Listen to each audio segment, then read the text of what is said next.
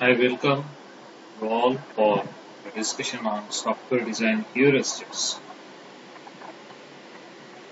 The word heuristic means that identification of mental shortcut that allows the people to solve the problem. So the heuristic is a basis to solve the problems and making the judgments so that the decisions that we make for design, for analysis, for the entire development process becomes efficient.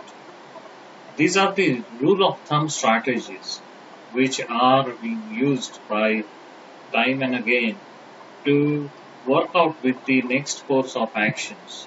So heuristics are helpful in many situations and they address multiple issues in multiple directions. The common uses of the heuristics comes up when we try to think about something which is representing the real world or certain imaginary situation that we consider all. So, from user perspective, from usability perspective, from the design perspective, these heuristics supports are an aid. The heuristics are causing the reduction of mental effort that are being needed to make the decisions. They simplify the complex and difficult questions. This is what is the benefits. And they are fast and accurate way of arriving at a conclusion. So you have a basis, you have a guideline, you have a set of strategies which are being proven to be incorporated at certain situation or given time to support in with the problem solving process. Next, the history of heuristics. In the mid 1950s, it's all been started about working around on heuristics. And the psychologist Herbert Simon suggested that while people strive to make rational choices, that is based around on the scientific evolution, the human judgment is subject to cognitive limitations because what we see is what we believe. What we cannot believe, we cannot judge them. So purely rational decisions. The word rational here is very important because the judgment is not biased in any kind of a direction. So the factors which are being counted are the cost against the benefits. The people or community has been limited by amount of time that one can spend.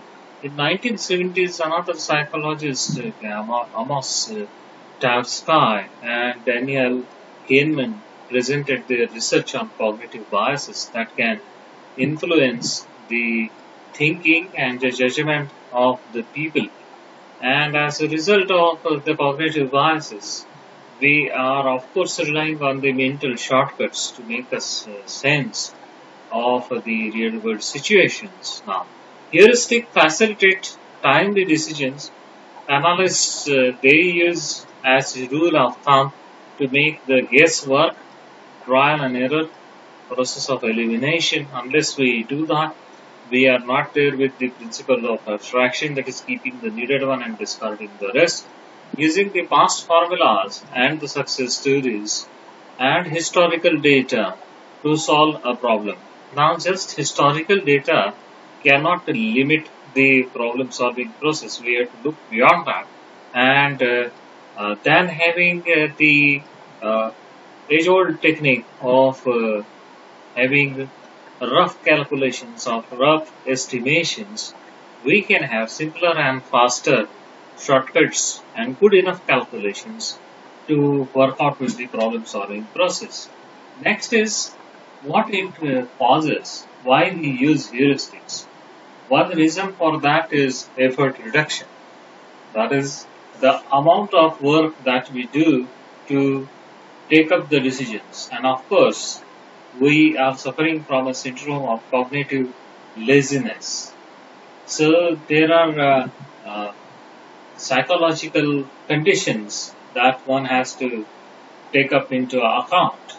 that is heuristics, they reduce the mental effort that are being required to make the choices and decisions. Attribute substitutions, they work around with the simpler but related questions in place of more complex and difficult questions, because more complex and difficult questions, unless they are being simplified, they will need more time to be solved in fast and economical. That is, the theories argue that heuristics are actually more accurate than they are biased. So there are the domains, cognitive domains, and then the affective domain, and then the psychomotor. These three kind of distinct divisions of working around of a human being has been taken into consideration here. So heuristics plays important role in problem solving and decision making, as we have seen. And a heuristic technique, if we see to the ancient history, ancient Greek, that is to find or to discover, that is to solve a problem or a self-discovery that employs a practical method that is not guaranteed to be optimal, perfect or rational, but is sufficient for reaching the short-term goal. So therefore, it is just in a time delivery of the content that is being required. So of course, we cannot end up with any kind of a development effort into a success story. It is may not be based on full 100% success that is being guaranteed. So, when finding an optimal solution that is being impossible or impractical, heuristic methods can be used to speed up the process of finding a satisfactory solution. So, people do employ the heuristics by including the trial and error or rule of thumb or guesstimating. Than estimating, people do make guesstimating. That is, uh, you may not be 100% sure that the estimation may work, but the guesstimating technique suggests that yes, up to certain extent, you may be successful. Moving next, types of heuristics. The availability heuristics, it involves the uh, level of ease to bring something to mind. That is how quick and sudden there could be a reaction that we can do. That is readily available memory, frequently occurring or common like outcomes are coming in this range. The representative heuristics, they represent the present situation into mental prototype where we try to work around. So, someone in yoga, spiritual healing, or aromatherapy, they can have the belief in the representative heuristic, that is, developing the mental prototype. Uh, so, the basis of theology might not encourage this kind of an representativeness in ancient history. The affect heuristics involves making choices by taking the emotions into consideration. What could be the possible reaction based on the emotion? So, to recollect, the types of heuristics are availability heuristics, the representative heuristics, and the affective heuristics, which can be used in multiple sequences and multiple conditions. So, one just has to think about the heuristics now. The first heuristics is premature optimization that we do. Premature optimization, that is, say about 97% of time, premature optimization is the root of an evil. So we try to level up the things and we do not pass up our opportunities in the critical 3%. So often we refer to right now, okay, than never. So what is it? Optimizing before you have enough information to make educated conclusions. So it is before time, so you are not giving sufficient time. So grooming of the product may result into bad situation. So therefore, why is bad? It is very difficult to know exactly what will be there, okay, in the hidden 3%. That is uh, encouraging the code complexity or room for bugs due to negligible improvements. How we can avoid it? Prioritize the clean and readable code that works first. Now, a clean code and a readable code must have documentation. Must have documentation. It should be implemented using known and tested algorithms. Of course, the enhancements are encouraged here, but thinking up and above optimization only and not thinking about the problem at hand is just a kind of an speculation that this might work in such a situation.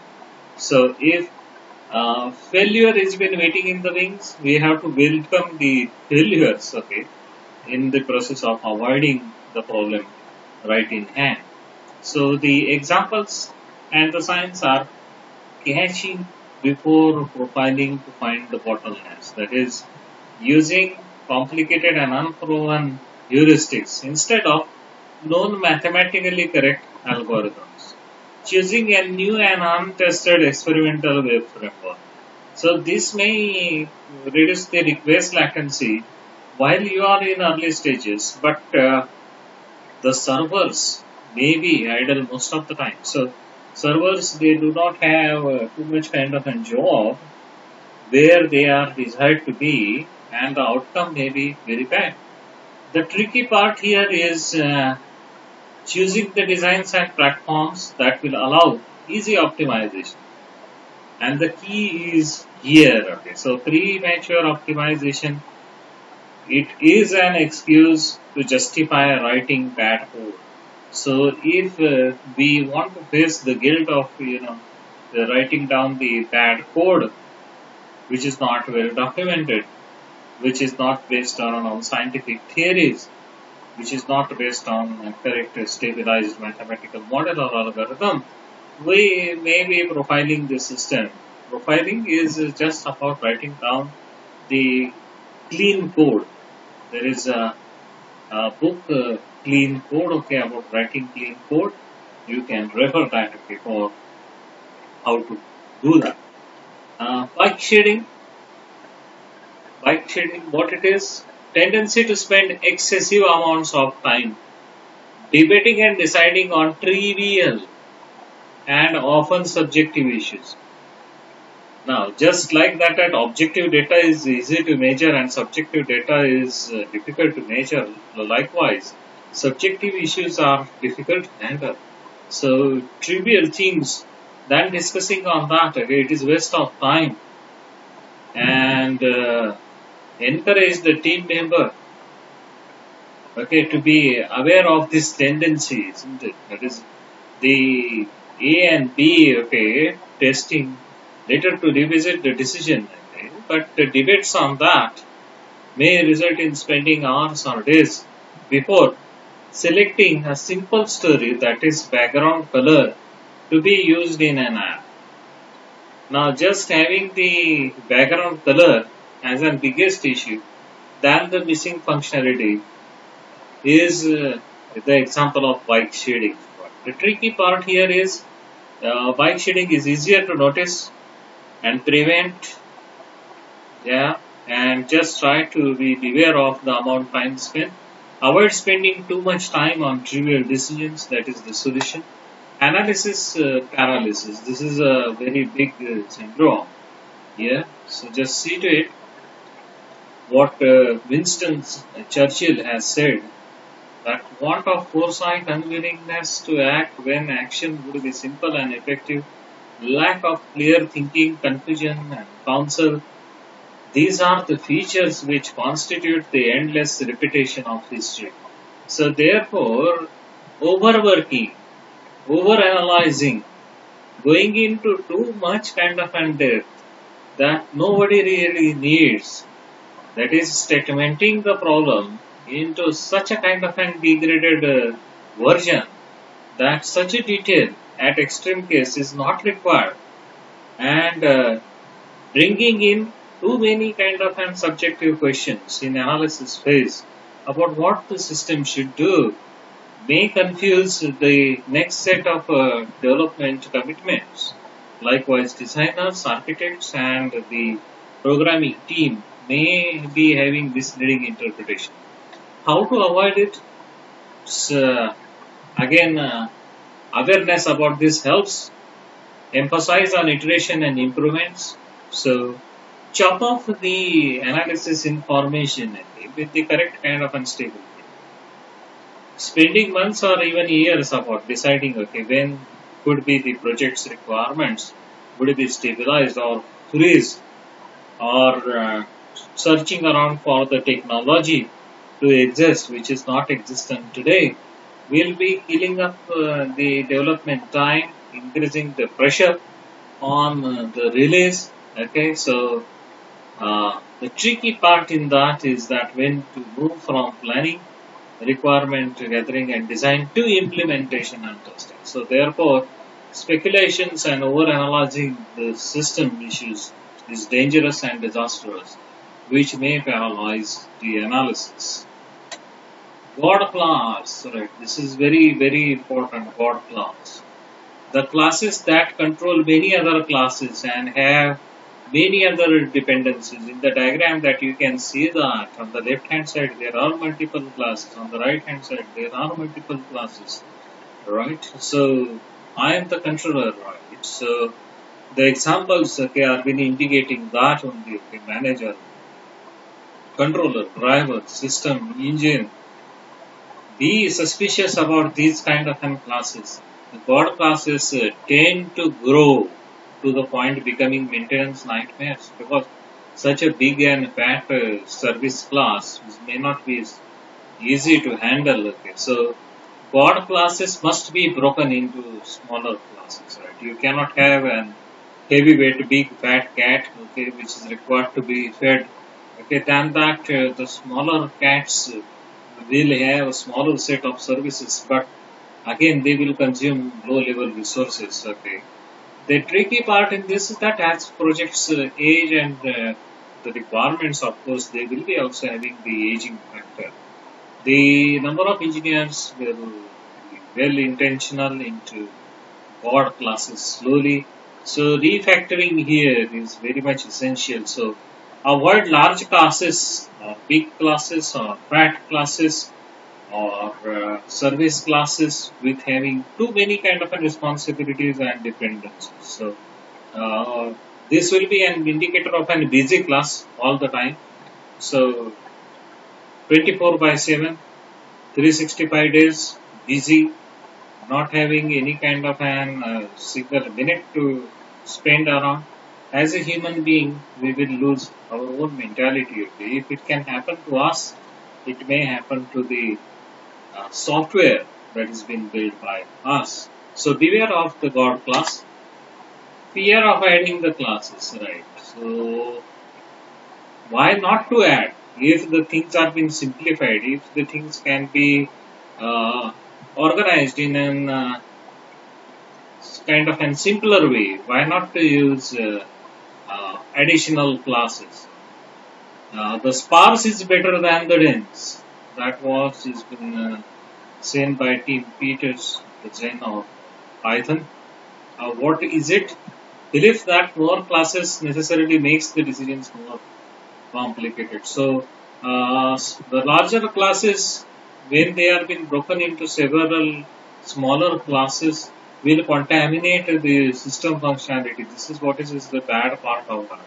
So why it has been bad? Adding classes can help reduce complexity, but the thing is that even though they have been easy to maintain, easy to document, several simple classes can be added.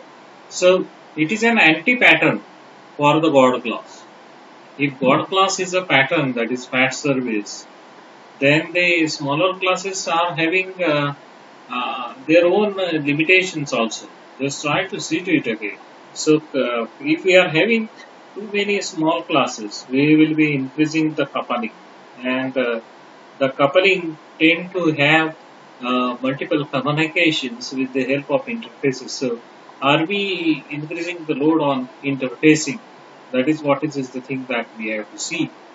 On the example side, we can see that the first class, that is shape, okay, is having a definition of draw, and then drawing a circle, drawing a rectangle is been clubbed in that. Than that, we can have a class shape from which the circle shape and rectangle shape can be derived, and we can have the center and radius for circle, okay, to be circle to be drawn, and the position, width and height could be there for the rectangle.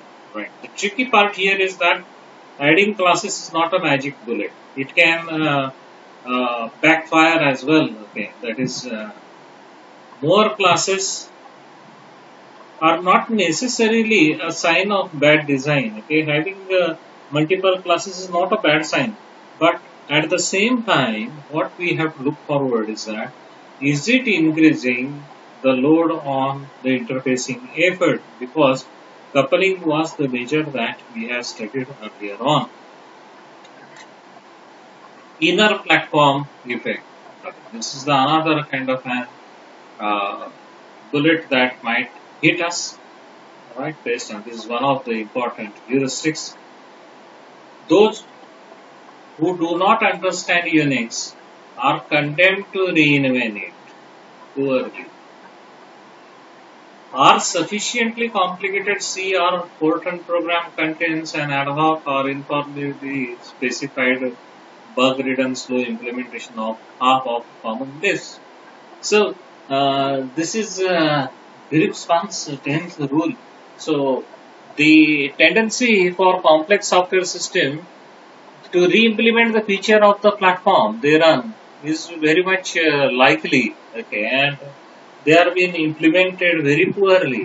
What is the bad part of that is that the platform level tasks such as job scheduling and disk cache is getting hampered here. Okay, the poorly designed solutions introduce the possible bottlenecks and bugs as the system scale up. So when a scaling problem comes up, flexibility is also a lost kind of an battle. So how we can avoid it? Learn to use the platforms that are being provided by your OS. The features you can use, but avoid the temptation to create language constructs that rival the existing constructs. So there should not be a mess again that. So MySQL database, okay, can be used as a job queue. Re-implementing your own disk buffer cache instead of relying on OS, okay, is a kind of an indicator of inner platform effect, right? So we are required to avoid that. So the tricky part is that in very rare cases it might be necessary to re-implement the part of the platform. That is, example is JVM, Firefox, Chrome, etc. But the thing is that the last point is very important for us, is that avoid reinventing what your platform has already been doing, right? So design tells you not to reinvent the wheel. Okay, do not have the tunnel vision. Right, these were been the principles suggested by Davis way back in 1970s. So magic numbers and strings. This is very interesting, right? Magic numbers and strings. Explicit is better than implicit. That is what is the analogy. What's bad? That is the main problem is that the semantics of the number or string literal is partially or completely hidden. Now just see to it that how to avoid this. Use named constants, resource retrieval methods or annotations. If that is not area of yours, then there is a narrow gray area that can be found to assign the numbers, right? Now, just for example, the number 0 for languages with 0 based indexing. Other examples are use of 100 to calculate the percentage, right? So, how to calculate percentage again is existing in the implementer's line of action. Avoid using unexplained and unnamed numbers and string literals in code. So just the situation becomes very tricky when we try to declare constants or try to declare literals which don't have any meaning, right? And they are not being named accordingly. Nobody understands except the coding community what exactly has been happening. Next is management by numbers, measuring the programming progress by log, that is lines of code, is measuring aircraft by building progress by weight. So the estimation of lines of code is really a limited kind of an applicability as far as the generations of programming languages are considered. So uh, the things which are being highly abstracted in higher level programming languages, they have got strict reliance, okay, on the no numbering kind of an strategies. Okay, the higher you move around, more the abstraction you will find. Now, for example, if you are writing a program in C to develop a table, okay, for employee, and you are making the search, right, for a particular condition where the employee has spent 12 years in the company and whose salaries is greater than a certain specific number, and for that you may require uh, 200 300 lines of code in SQL interpreter. You may say that a single command will do that, right? So the label here is varying, isn't it? There is no doubt that you can integrate this backward, isn't it? Maybe in terms of RDBMS or other suitable solutions. So this is a dark horse, right? Management by numbers. That is, you cannot just merely rely on lines of code, right? Use numbers to inform your decisions, not determine them.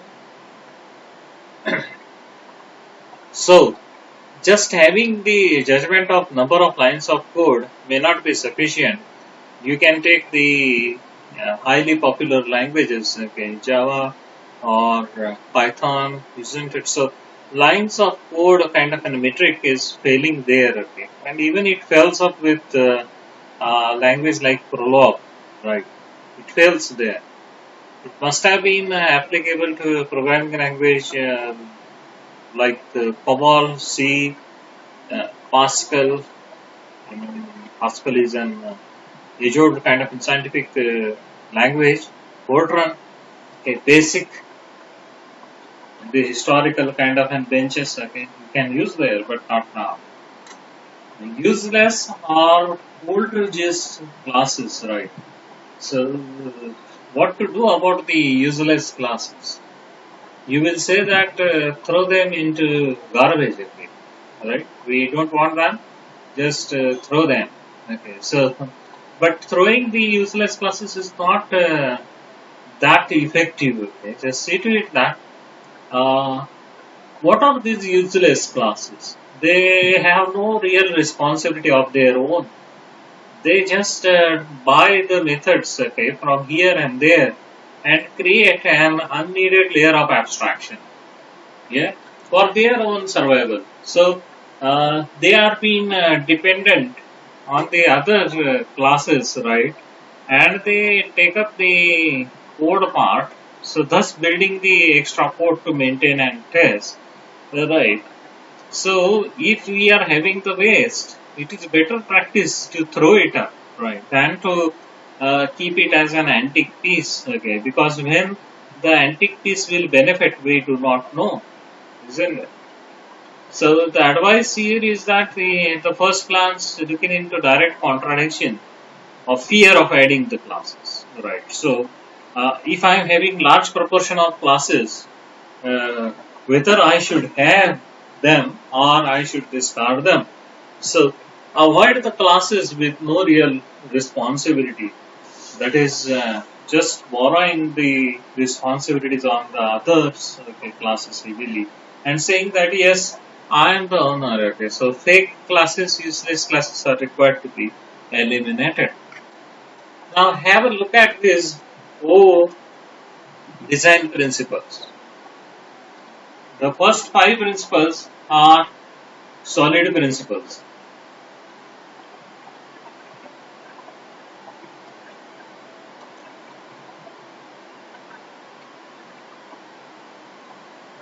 That is SRP, OCP, LSP, ISP, and DIP. SRP stands for the single responsibility principle. That is the principle of class design. Now it tells that a class should have one and only one reason to change. Open and closed principle. You are open for extension but closed for modification. Liscon's substitution principle tells you derived classes must be substitutable for their base classes. Of course, each of these principles we are going to see in detail. The interface segregation principle tells you make fine-grained interfaces that are client-specific. So do not rely on heavyweight interfaces. The dependency inversion principle tells you depend on abstractions, not on concretions. So this might look as very simple principles, but unless and until we cover them singularly, it may not be that much effective. So the package level principles now. These were been the classes. Okay, when we form the groupings of the classes. Right? So if for cohesion we are been talking about, we take up with the rep, CCP and CRP. That is the release reuse equivalency principle. That is granule of reuse is the granule of release. The common closure principle, that is classes that change together are packaged together. So therefore you can isolate the change. That is the change that has been caused in one particular class is not required to be propagated, amplified, modified with side effects. Right. So you are chopping off the side effects. The CRP principle tells you that the classes are used together are packaged together. The last three principles are about the coupling between the packages and they talk about the metrics to evaluate the package. So these are the ADP, that is acyclic dependency principle, that is it should not have any kind of a cycle. So there is no termination when we are having the cyclic dependencies. Stable dependencies we should have, that is depend in the direction of stability, and stable abstractions, that is, but of course the reasonable issue, that is keep the needed one discarding the rest, should be highly promoted. So there has to be hierarchies which require to be formed. So let us visit the first principle, the SRP. The SRP says that a class should have only one reason to change. Only one reason to change. Okay, so the repetitions are not allowed over here, right? So just see to it that proper indentation, neat variable names, 100% test coverage. One has to do that. Any code that is not maintainable and cannot adapt to changing requirement, okay, will not be an effective code. So these are the guidelines, okay. The first is of the solid principle is the SRP principle, right? The next thing is that how to understand the SRP principle. Now this is also known as cohesion. We are already well versed with cohesion, that is functional strength of the module, which does the job on its own, handles the responsibilities on the own, and it can have coupled responsibilities, that is having the class's ability to meet the others. So one should look forward for fragile design that breaks up in unexpected ways. Okay, so uh, that will result in recompilation test and redeployment. Okay? So therefore, just have a look at the example, right? That is computational geometry application. Okay? It's using a rectangle and the graphical application as what a GUI to work out with the rectangle. So that is what is the things that has been mentioned in blue boxes. Uses rectangle to help it with the mathematics of geometric shape. The graphical application, it definitely draws the rectangle on the screen. The rectangle class has two responsibilities. What are those two responsibilities? Provides the mathematical model and renders the rectangle on the GUI. So draw and then the area has to be the things that are being taken into account. So moving next, okay, with the SRP, how it really happens is, yeah. So again, consider the example first, right? The responsibility is now, just see to it, what was the job and duty of rectangle was to provide the drawing of the rectangle, right? And it should render it on the GUI. Now just see to it, the rectangle has got single responsibility. What is that? That is draw. Single responsibility. And geometric rectangle, now it is been having area. So you can clearly see the split. Yeah, with the previous diagram, you have seen that class rectangle was having two responsibilities. Here in this diagram, you can see that the responsibilities are being dispersed, right, or distributed between rectangle and geometric rectangle, whereas the other three classes are untouched. Okay, they are doing their own job, right? So you can do it with the connection management and data communication, right, by keeping them separate. Yeah, that is another example of SRP. So therefore, in SRP, the first figure suggests that the client is not open and closed. The second example suggests that client is both open and closed with the help of the client interface. In case of the third diagram, that is template method pattern, base class is open and closed. So open for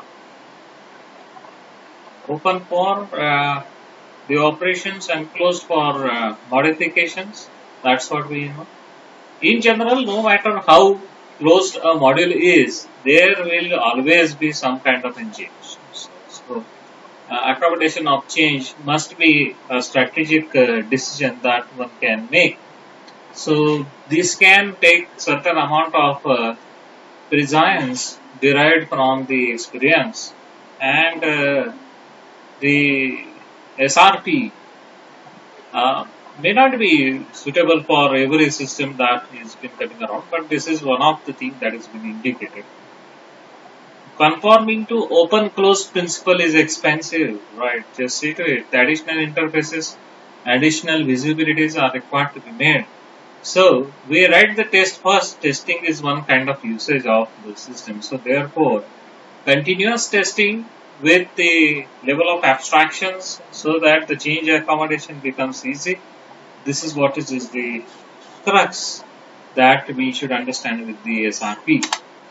Now moving up to the next principle, that is O of solid, that is the open close principle.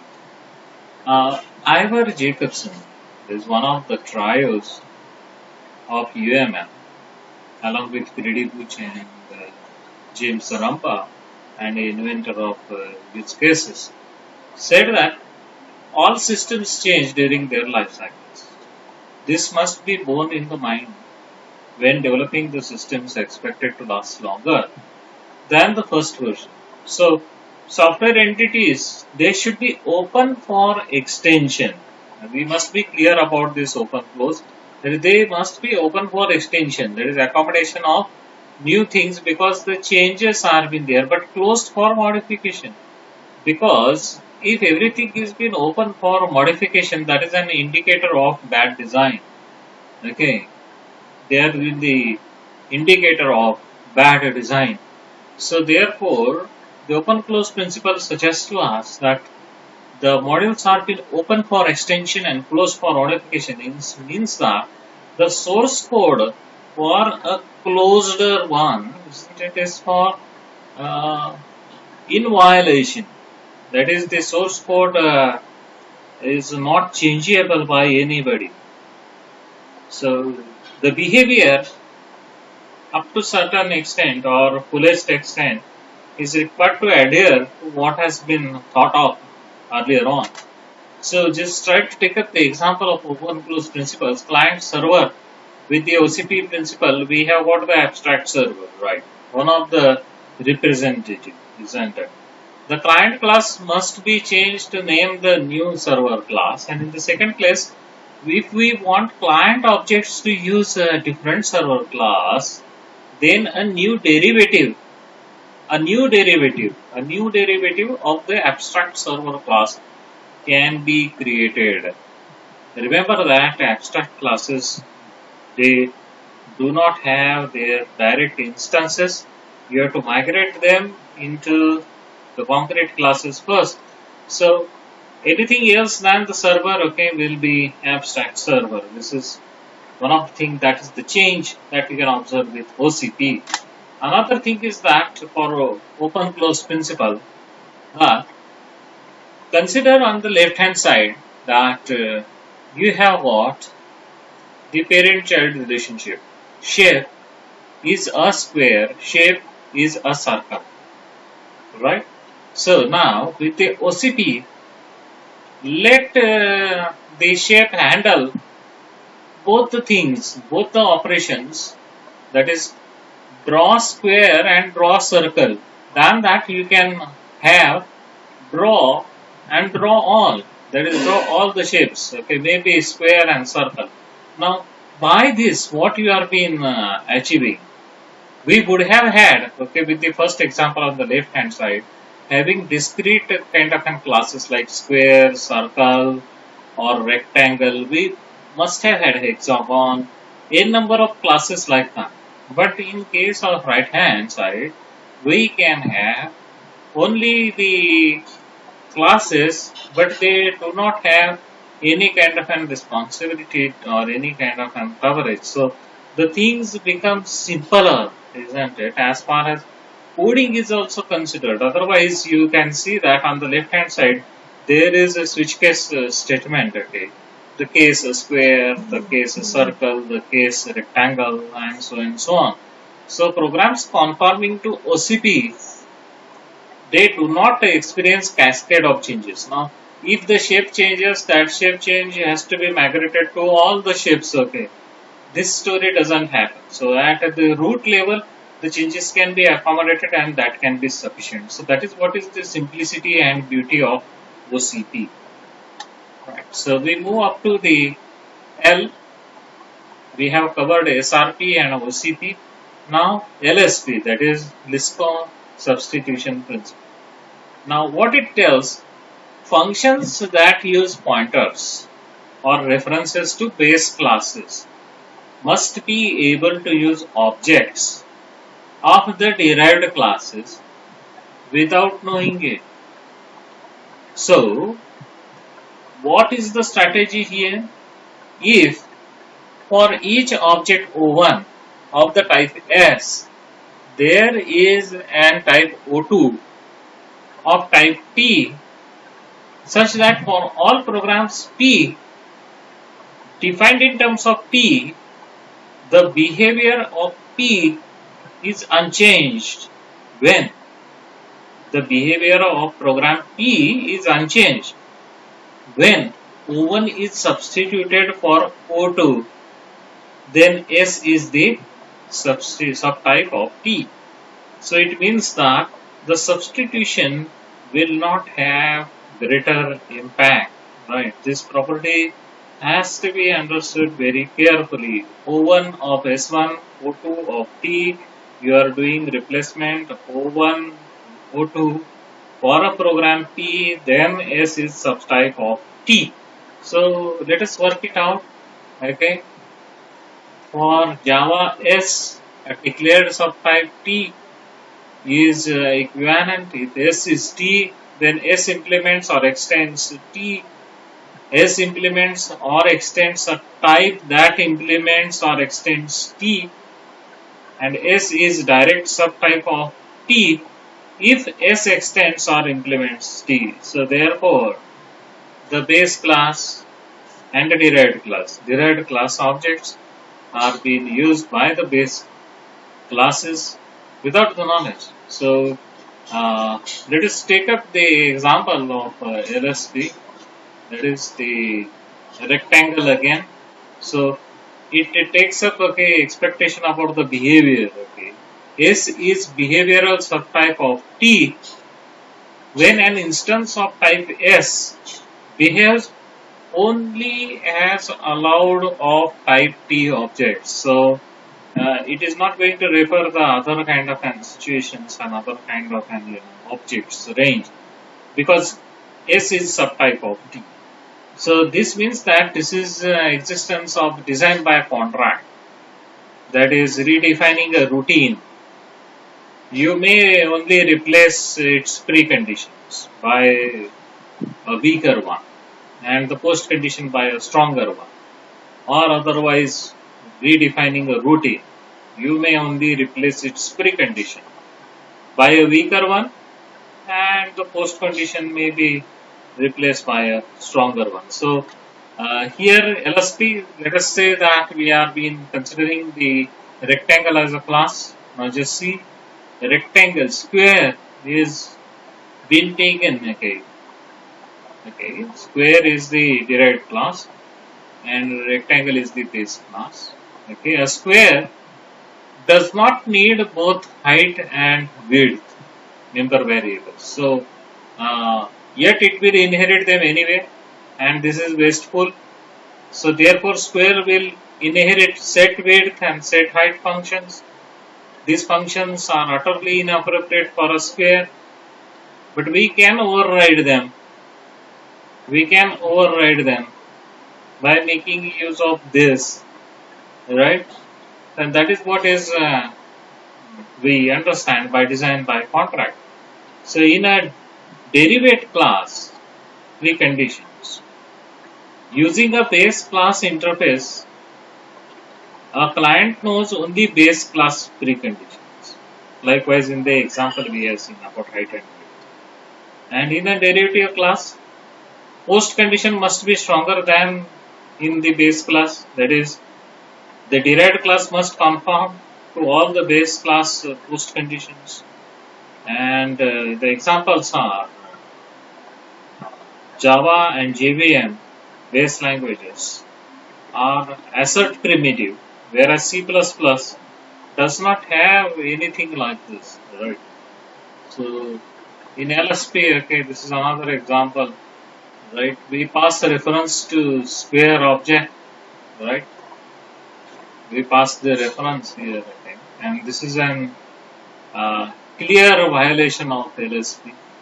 That is, you are transferring the function without knowing the behavioral impact. Moving next is ISP. We have covered SRP, OCP, and LSP. Now it is the turn of ISP. That is reducing the coupling. Means to depend on the interfaces, not implementations. This is very important statement. Okay, you just depend on the interfaces and not on the implementations. Why so? Because the risk is to depend upon fat or polluted interfaces. Fat or polluted interface means that handling too many wide level communications. So clients should not be forced to depend upon interfaces that they do not use. Okay, not all of the clients will be using all of the interfaces at all the times. So therefore, interface segregation is required. Okay. Just deliver those interfaces that the clients need, a particular client need, right? Device like that. Okay, so door is the interface class. Timer is another class, okay, which is having the interface timer client, right? Now just see to it. Door could be locked, could be unlocked, could be opened, could be timed out, and we have got the association class, the timed door, right? And you have got, of course, the interface timer client. So with the help of timer client, the door class now can interact with the uh, world. So applications that are been using this interface, okay, is not been polluted. Yeah. So default implementations like this will violate the LSP. Right? That is but of course. Now here in this case, all the door interfaces have to be changed. Result is inadvertent the coupling between all the clients, okay, because unnecessarily some of the clients will be coupled to the system. Now we talk about the last principle, that is DIP and inversion of control. One of the significant and one of the heavily used, widely used, and difficult most to reach out. Right? What is dependency inversion principle? Principle that has been used in architecting the software, that's okay. IOC is used in inverting the flow, inversion of control, as the word suggests. So it will have dependency injection to be done. Alright, what is that? We will have to see. IOC container, that is inversion of control container, that is framework to do dependency injections, right? So we are focusing on DIP now. Instead of lower level modules defining an interface, we have to read this definition one more time, right? Instead of lower level modules defining an interface that the higher level module depends on, higher level modules define an interface that the lower level module can implement. So therefore, let the higher level modules handle the interface, not the lower level modules. Lower level module can just implement that. That is what is DIP is been saying. So DIP case 1, just see to it, okay. The problems we will look around, okay. If we will not maintain dependency inversion principle, the system will be rigid because the higher level modules will be dependent on the lower level modules. So than that, what is being recommended, the higher level classes should suggest an interfaces that the lower level classes should implement. The system will be rigid. It will be difficult to change a part of the system without affection of too many other part of the system. System will be fragile. Okay, changes will be there, and all of a sudden the system will break. The components will be immobile, so there will not be any cause of flow change. Okay, so 4 cases we will examine, and that will make you understand the principle of DIP. First one is dependency not inverted. That is, high level module depends on low level interface. So high level class takes up the interfaces and have it with the lower level classes to do it. Dependency inversion, just see to it. Lower level classes, see the arrowhead. Now please mind about the arrowhead here. How the arrowhead is been shown here. It is from top to bottom. Top to bottom. Now when we implement the dependency inversion, the lower level classes are been pointing towards the interface. That is, they are implementing this interface, okay, that the higher level class will use. This arrowhead okay, are being very important, okay, where they are being positioned, okay. Twice, thrice, you have to have a look at that, okay, where it is been done, isn't it? And now, a copy of the program without a dip, okay, just see to it. Direct kind of dependencies are been there. Read from the keyboard, write to the text file, write to the returns. Now with dip, what is going to happen? You will have the reader interface, writer interface. See the arrowheads. Again, read from keyboard, read from scanner. They will depend on the reader interface and the copy will refer to the interface then directly referring to read keyboard. Okay, that is what is the DIP. Look at the arrowheads. Okay, they will simplify this. Okay, whenever you are working around with any sort of design, remember that you have to do it with the dip. Okay, if you violate dip, you have got nothing in your pocket. Okay. IOC inversion of control. What it is? It is a pattern. It is a pattern. What is a pattern? Pattern is a general purpose solution offered to recurring problem. Just see to it, there are three types of splits that we encounter with IOC. One is interface inversion, next is flow inversion, and third one is creation inversion. The first one is about inverting the interface. By inversion, what do we mean exactly? Do we mean complementation? Do we mean complementation? What it is? Just see to it. Okay. Yeah. So flow inversion, invert the control of flow, and creation inversion used by most of the developers, right? High level module and low level module. What IOC will do? So IOC will provide the services to consumer through and service provider, that is iService, that is interface inversion service. Now deep means that you program against the abstraction.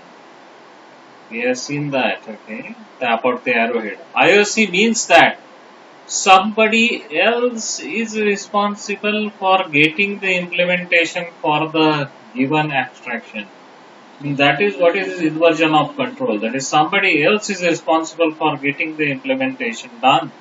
Right. One is the direct solution, another one is the indirect solution. So how it has been reached out? From solid principles, you reach out to deep, you reach out to IOC.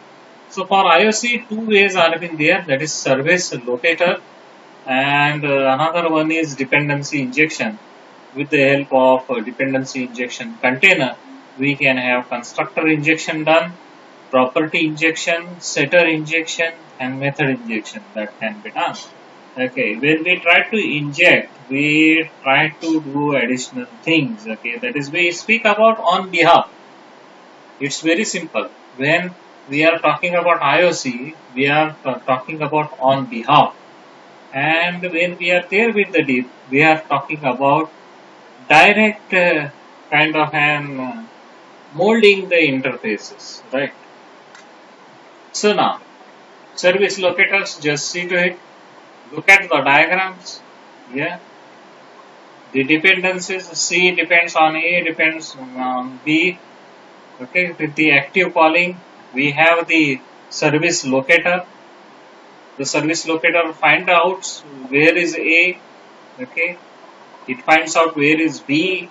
Okay, and with the passive calling, the dependency injection, that is the composition root, knows what is the sequence, right? So when C wants to give a call to A to B, it is handled by dependency injection container, not by the service locator. Okay, so that is what is the difference. Okay, that is knowing as the call coming in, that is what is the indicator of active calling, and the passive calling, that is on behalf of, that is Both of the approaches are on behalf of, right? There is no direct communication between C and A and B. It is either through service locator or having the dependency injection container. So this is what is been happening. We have what, let us say, the layers: UI, presentation, and logic layer, domain and business logic, and infrastructure is data structure.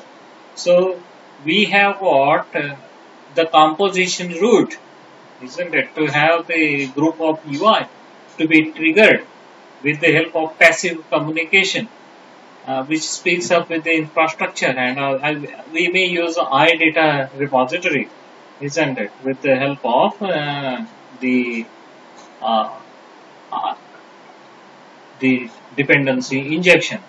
Now just see to it, what is the difference between design principle and design pattern. Design pattern we are already aware about. Design principles, they represent the set of guidelines, and one of them is drive principle, that is don't repeat yourself, and it is existent. It is just like bug, or you may call it as some bacteria present in all of the programming community. That is, we have a tendency to repeat ourselves. Okay, that is in programming terms, right? So don't repeat yourself. Drive principle says to you. So this is another example. Okay, without dip, okay, there exists a direct kind of an communication, right? And now see the arrowheads, as I was been indicating, right, with the beginning with the dip. Okay, dip states that higher level models should not depend on low level model. Here, both should depend on the abstraction. So just see to it that iLogger will handle all of the communicational services between the low level modules and the high level modules. So there will not be any direct kind of an interfacing through file logger and event logger. Okay, both of them are the interfaces. Moving next is the ISC pattern that we have seen. Let us concentrate on DI, that is dependency injection. It is a type of ISC where the objects are not responsible for creating their own dependencies. Dependency injection is a way, what it is the way to remove hard-coded dependencies. We have what the tendencies to narrate the hard-coded dependencies amongst the objects, okay. The predetermined kind of an sequences, okay. The predetermined kind of an service assignments. These are static assignments. These are not dynamic assignments. So even though we are saying that we are discovering runtime behavior through runtime architecture, our runtime architecture is not realistically runtime architecture, because we are not selecting the classes or component at runtime or at dynamic event trace, you can say.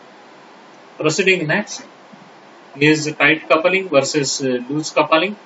So tight coupling, as you are already aware with, is that the classes can have the shared data, where let us say 4 classes, they use the common data, and in loose coupling it means that 2 of the objects are independent and they can have the serialization and they can work around. In the coupling section of software design measures, we have seen tight coupling versus loose coupling. So there are 3 types now with the dependency injections: constructor injection, setter injection, and interface injection. I hope so the meaning is been self understandable. Constructor injection used for constructing something. Here, interface is for communicational purpose, and setter is to have a particular pattern to be injected. Yeah, it is a common code that can be injected. So, dependency injection, just see to it, okay, constructor injections.